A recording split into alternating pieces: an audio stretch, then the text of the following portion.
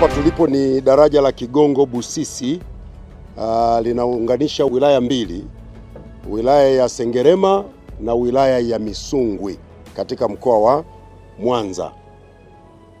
Mradi wetu mpaka leo umefika asilimia 99. Ni mradi mkubwa ambao umetekelezwa na serikali ya Jamhuri ya Muungano wa Tanzania kwa ajili ya kutoa suluhisho la usafiri kwa wakazi wa kanda ya Ziwa. Huu ni moja kati ya miradi ambayo inategemewa kuchechemua uchumi wa Tanzania kupitia ukanda wa kanda ya Ziwa. Na ukanda huu una uchumi mkubwa ambao unahusisha nchi majirani nyingi.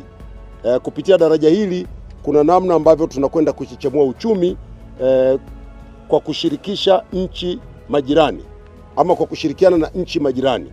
Kupitia daraja hili tunapata kiungo cha usafiri na nchi za Burundi, Rwanda, Kongo, hata kwenda Uganda kupitia kwenye daraja hili.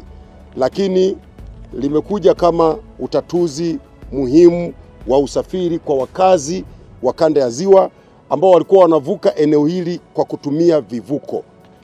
Walikuwa wanapoteza zaidi ya saa 4 kwenye kivuko wanasubiri kuvuka. Serikali imeamua kuwekeza hapa. Fedha zitakazotumika hapa ni zaidi ya bilioni 700 mpaka kukamilika. Na sasa hivi kazi zilizobaki ni ndogo ndogo za kuchora hizi alama za barabara, lakini pia kuweka maeneo ya kutenganisha kati ya watembea miguu na magari, lakini pia kule kwenye barabara ambazo zinaingia kwenye daraja na kwenyewe kuweka zile pavement, yale maeneo ya pembeni. Lakini kwa sehemu kubwa daraja limekamilika.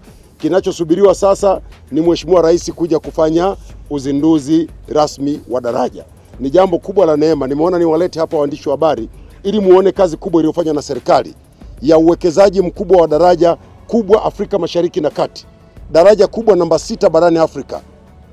Ni moja kati ya madaraja ambayo nchi nyingi za Afrika zitakuja kujifunza. Hapa ni kama vile tumeunganisha kisiwa na kisiwa ni kupitia daraja hili. Kwa hiyo ni jambo kubwa.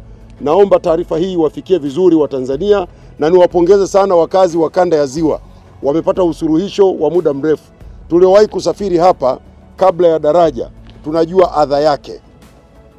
Adha ya kusubiri vivuko pale. Na wakati mwingine magugu maji yanaweza yakazuia hapa kuvuka.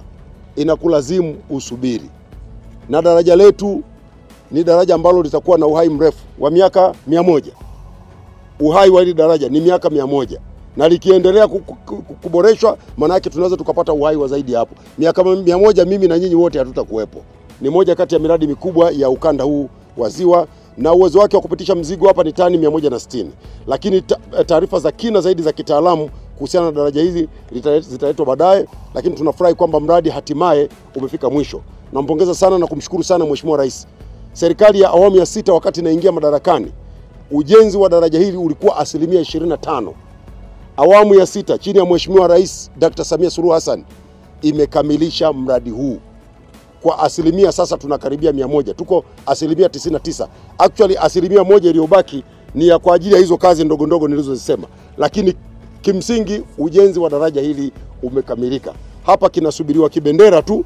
Wakati wowote waziri wetu wa ujenzi aje apeperushe kibendera, pengine katikati ya mwezi huu watu waanze kupita kwenye hili daraja wakati tunasubiri tukio kubwa la uzinduzi wa daraja.